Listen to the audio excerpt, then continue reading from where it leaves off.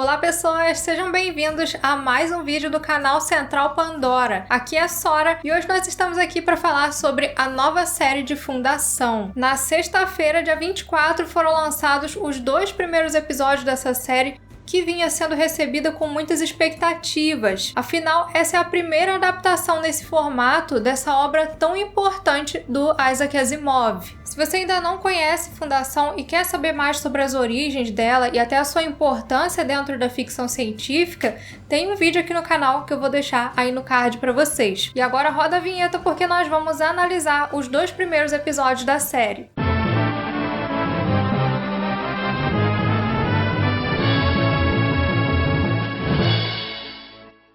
Fundação é considerada uma das obras mais difíceis de se adaptar. Isso porque o foco da história, o grande protagonista, não é um personagem, mas sim a fundação em si. O primeiro livro, por exemplo, é dividido em 5 partes, só que essas partes acontecem em períodos de tempo distintos. Da primeira para a segunda parte, por exemplo, tem um salto ali de 50 anos. E por conta disso, a história tem alguns protagonistas, só que nenhum deles se mantém por todo o livro. E como nós sabemos bem, em uma série onde a experiência é mais visual, é necessário que o espectador tenha alguns protagonistas para se apegar. Fica mais fácil de se localizar em uma história quando você acompanha ela do ponto de vista de determinados personagens. E para contornar isso, a série tomou a liberdade de fazer algumas adaptações. Apesar de abrir com um momento em términos onde nós vemos o cofre, que tem nessa série uma aura muito mais misteriosa, e apresentando também a Salvor Hardin, que vai ser uma personagem importantíssima no desenvolvimento da Fundação, logo a série volta 35 anos no tempo, para o momento em que a Gale Dornick vai para Trantor trabalhar na universidade com o matemático Harry Seldon. E é a partir daí que a história começa a se expandir, e ela se expande de uma forma que é distinta dos livros.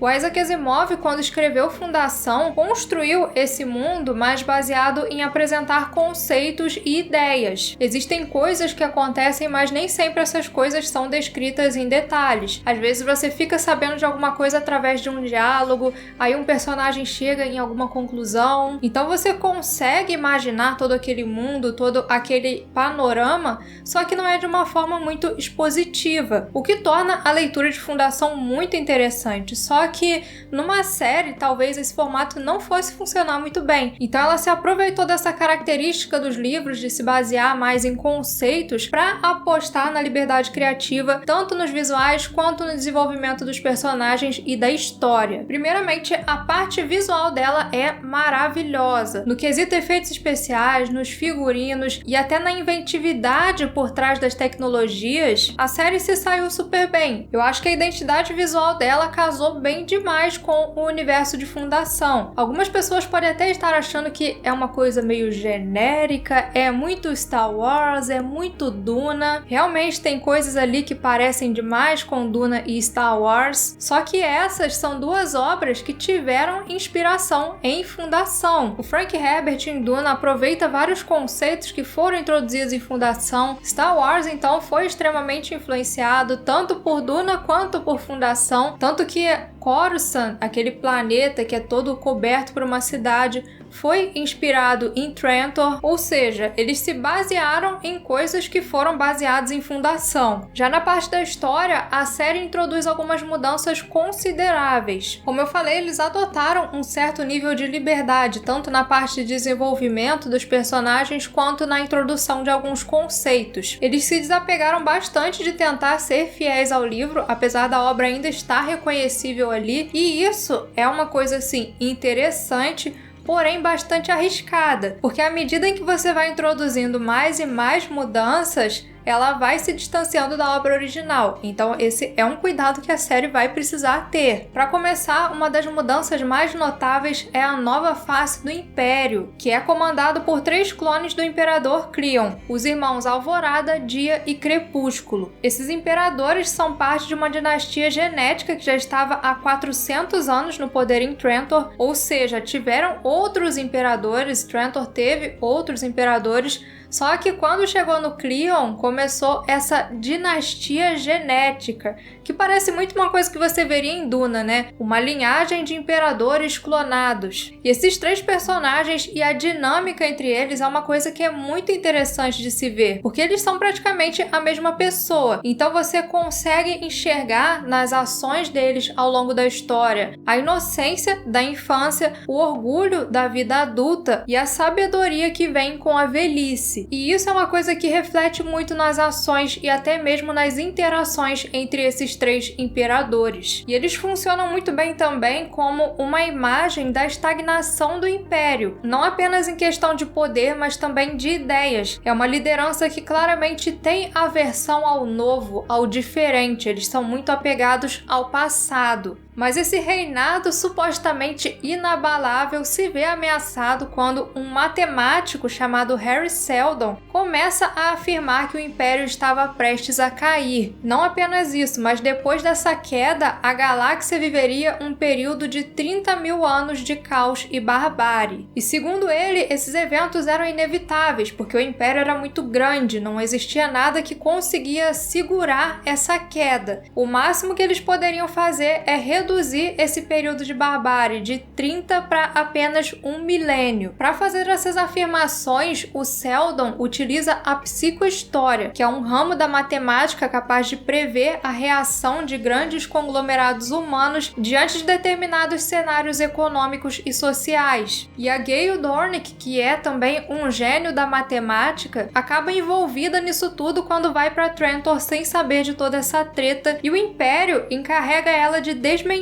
as teorias do Seldon Corvo, o cara que estava sempre maldizendo o destino do Império. E a partir daí a história segue. Nós acompanhamos o julgamento do Hari Seldon, que inicialmente é visto como um revolucionário pelo Império, assim como nos livros, e depois os eventos que convencem esse Império a permitir o estabelecimento da Fundação em Terminus, um planeta sem recursos e totalmente isolado lá na periferia da galáxia. Os 2 primeiros episódios da série são bem mais focados em Trantor, em toda a dinâmica entre os imperadores, o Hari Seldon e a Gale Dornick, que acaba se envolvendo romanticamente com um pupilo do Seldon, o Rate. E essa parte foca também no quanto o Império age de forma opressora com outros planetas, que eles consideram bárbaros. Existe toda uma trama de um conflito envolvendo a Anacreon, que é um planeta já conhecido por quem leu o livro, e também Thespes, que eu acho que é exclusivo da série, e no meio desse conflito, eles matam acidentalmente ou não alguns soldados do Império, o que faz os seus líderes irem até Trantor pedirem perdão. E no segundo episódio se desenrola ainda toda uma história que acontece entre esses eventos iniciais em Trantor e o estabelecimento da fundação, que é um momento aí que não existe nos livros. E sim, vários personagens do livro passam por mudanças. Nós temos a Gale Dornick, a Salvor Hardin e a Eto Demerzel, que no livro são homens e na série são mulheres. Uma escolha criativa para aumentar a diversidade no elenco, já que nos livros de fundação não tem muitas mulheres protagonistas. O Rate é um personagem das prequels também, que aqui é representado de uma forma um pouco diferente. Ele não era para existir ali naquele momento, mas Fundação é uma série de livros que não tem muito de desenvolvimento de personagens, então isso não faz diferença num sentido negativo, e a série precisava disso para funcionar. Eu acredito que numa série, personagens mais aprofundados são uma coisa que faz falta. E além disso, a série também moderniza algumas das temáticas em alguns aspectos. Só que vai ser um pouco difícil falar isso sem spoilers, então eu vou explicar um pouco mais pra frente quando a gente for começar a entrar nos spoilers. Mas agora, concluindo aqui essa parte. Fundação chegou com visuais incríveis, um elenco realmente muito bom, com destaque pro Jared Harris, pra Laura Byrne e pro Lee Pace, que estão ótimos nos seus personagens. E o ponto que eu acredito que mais vai dividir as pessoas é a trama, porque ela traz um pouco mais de ação nesse início, início, um foco um pouco diferente do livro, mas eu particularmente gostei. Acho que ainda tá dentro da proposta. Eu só tenho a impressão que tem algumas coisas ali que parece que não vão ter base para se sustentar, principalmente algumas coisas que acontecem ali no segundo episódio, que já foi um episódio mais arrastadinho, mas como esses dois foram episódios introdutórios, eu acredito que a série pode ganhar um andamento legal mais pra frente. É uma coisa que acontece até com a própria The Expanse, que a gente já indicou aqui no canal, né? Nos primeiros episódios muita gente não gosta, mas se você continua assistindo, você acaba viciado, assim, depois quer ver tudo o mais rápido possível. Se você queria ver uma adaptação certinha do livro, provavelmente vai se decepcionar, porque ela não só desenvolve as coisas por um caminho diferente, mas também implementa umas mudanças bastante críticas que vão bem além da introdução desses 3 imperadores, que por sinal são bem ruins. A série faz questão de enfatizar isso, provavelmente porque tem que ter ali uma figura vilanesca, né? Eles não quiseram arriscar uma história onde não existe um vilão por trás de tudo, mas ainda assim, se você gosta de Isaac Asimov, dessa ficção científica com uma trama mais política, até da própria Game of Thrones, que é cheia de intrigas políticas, eu recomendo que você assista, e de preferência sem ficar fazendo comparações com o livro para ver se a história te cativa. Então agora eu queria fazer mais alguns comentários, só que não vai ter jeito, eu vou ter que começar a entrar em spoilers. Só que eu não vou ficar falando spoilers dos livros aqui, tá, gente? Vão ser spoilers da série. Então se você ainda não viu a série, para esse vídeo por aqui e volta para assistir depois. Essa série não só atualizou a trama, mas também trouxe alguns elementos das prequels em momentos diferentes. Quando Asimov escreveu a trilogia original de Fundação, esse universo ainda não tinha os robôs pelos quais o autor é tão conhecido. Ele só foi fazer a ligação de Fundação com o universo dos robôs muitos anos depois, quando ele escreveu os últimos livros. Mas aqui nós temos uma versão adaptada de uma personagem que faz parte das prequels, que é a Ito Demerzel, que traz os robôs para dentro desse universo. Ito Demerzel é um personagem importantíssimo em Fundação e pode estar guardando um grande segredo que vai ser revelado ao longo da série, caso esse seja o mesmo personagem, claro, mas isso ainda é um mistério. E é bem curioso ver uma androide a serviço do Império, uma que, segundo ela, é a última daquela espécie, já que todos os outros foram destruídos pelos seres humanos. Ela é como se fosse um braço direito daqueles imperadores, só que eu tô achando que essa personagem é daquelas que tem umas motivações mais obscuras, e isso vai ser revelado ao longo da série. Na nave de salto, quando a Gale tá indo pra Trantor, também tem uns trabalhadores que parecem ser robôs, só que algumas pessoas especulam também que sejam os espaciais, porque eles são citados em um momento logo depois que eles fazem o salto. Os espaciais, pra quem não sabe, na série dos robôs do Asimov, são humanos modificados que foram viver em colônias no espaço lá por volta de 2065, e esses espaciais, que é considerado até um nome meio pejorativo, usado pelos terráqueos para se referir a essas pessoas que foram viver no espaço, desenvolveram diferentes culturas. Cada planeta que era colonizado por eles desenvolvia uma cultura diferente, mas esses espaciais são conhecidos por serem adeptos da alta tecnologia e também por trabalharem muito com robôs, algo que não se fazia mais na Terra nesses tempos. Tem até uma parte da série que o Harry Seldon comenta que hoje em dia poucos são os simpatizantes com inteligências artificiais, ou seja, um futuro parecido com o de Duna. Existem tecnologias super avançadas, porém as inteligências artificiais não são usadas entre os seres humanos. Elas são meio que um tabu. Então, assim, existem essas especulações de que aqueles podem ser os espaciais, só que podem ser só robôs mesmo, que é o que eu acho. Comentem aí também o que vocês acham que são esses assistentes de viagem. Outro ponto que passou por uma mudança foi a retratação do Império. Quando Asimov escreveu Fundação, ele estava encantado com a história do declínio e queda do Império Romano. Então ele se baseou nesse evento para escrever a história da queda de um império grandioso há milhões de anos no futuro, e com eventos que, obviamente, desencadearam em consequências muito maiores. Já na série nós vemos que esse império ganhou um pouco da cara daquele que que é considerado uma das maiores potências atuais, os Estados Unidos da América. E a alusão fica bem clara, nós temos a cena do ataque terrorista no elevador, que foi o primeiro grande golpe no Império. Esse momento, inclusive, faz muita rima temática e visual com o 11 de setembro. Temos o Imperador lançando bombas nos planetas que ele tinha atribuído aos ataques, o Império fazendo questão de demonstrar força em um momento de medo, e Fundação sempre foi sobre isso, sobre a queda de grandes potências. Não importa quanto tempo passe, todo Império um dia encontra o seu declínio. E eu acredito que as atitudes do Império nesse momento vão ser grandes motivadores de revoltas mais para frente. E as consequências dessas revoltas, obviamente, vão chegar lá em Terminus, que está num ponto vulnerável lá na periferia da galáxia. E ao longo dessa primeira temporada, parece que eles vão expandir bem mais a participação da Gayle Dornick e do Hari Seldon. Pelo menos os dois estão listados lá no IMDb para todos os episódios da primeira temporada.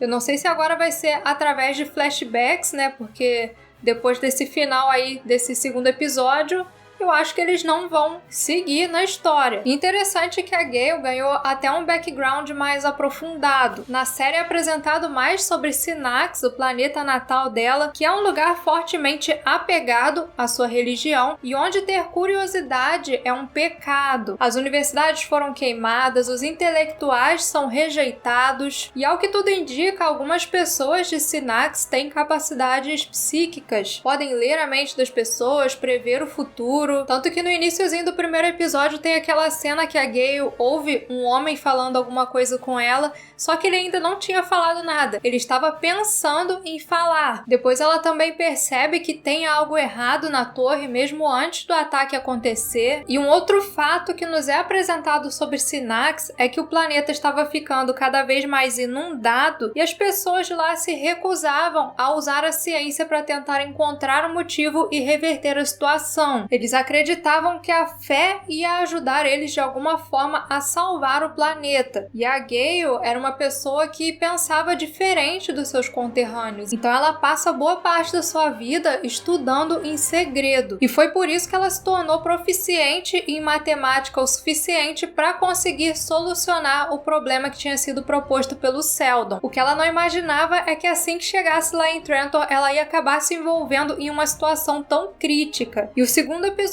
termina de uma forma totalmente inesperada. O Seldon é assassinado, né?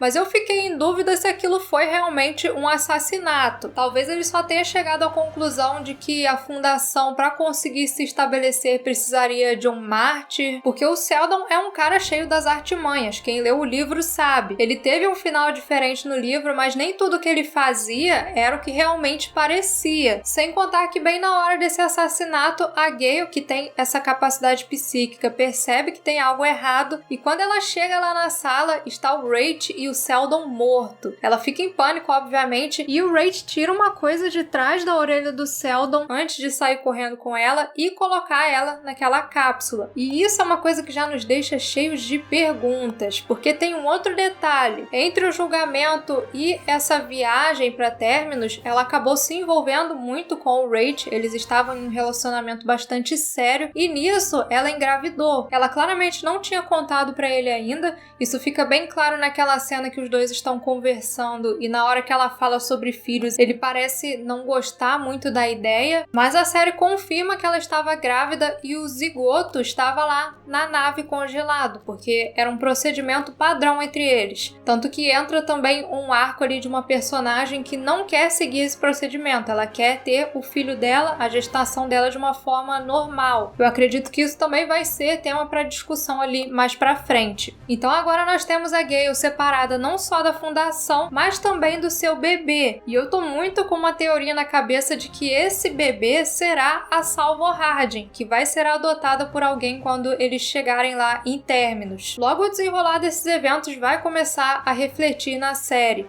E nos próximos episódios nós provavelmente já vamos ter mais de Terminus e também daquele cofre misterioso que está lá no planeta. No início da série é revelado que só a Salvor é capaz de chegar perto daquele cofre, que aqui é bem diferente do que nós vemos nos livros. No livro, o cofre é só uma sala normal onde aparece o holograma do Seldon quando acontece a primeira crise. As crises são eventos críticos para o desenvolvimento da Fundação. Já aqui, ele é uma estrutura que mais parece um logo de criptomoeda e tem aquele campo de energia, mas ninguém pode chegar perto dele. Então, será que ele guarda apenas uma mensagem do Seldon ou vai ter algo mais aí nesse cofre? Isso é o que nós vamos saber nos próximos episódios. O próximo já sai dia 1º de outubro, então quem estiver acompanhando já fique de olho lá na Apple TV+. E até o momento eu tô gostando da série. Apesar das mudanças, ela ainda se mantém bastante baseada na obra original. E sinceramente, eu realmente já estava esperando uma coisa diferente. Depois de ter visto os trailers, já tinha ficado bem claro pra mim que não ia ser uma adaptação do livro, assim, 100%. Então comentem aí também o que vocês estão achando. Se forem dar spoilers dos livros, tentem colocar uma tagzinha, porque nem todo mundo lê os livros, né? Então vamos maneirar um pouquinho aí nos spoilers. E é isso. Muito obrigada a todos que assistiram e fique ligado no Central Pandora para muito mais sobre ficção científica. Um abraço e até a próxima!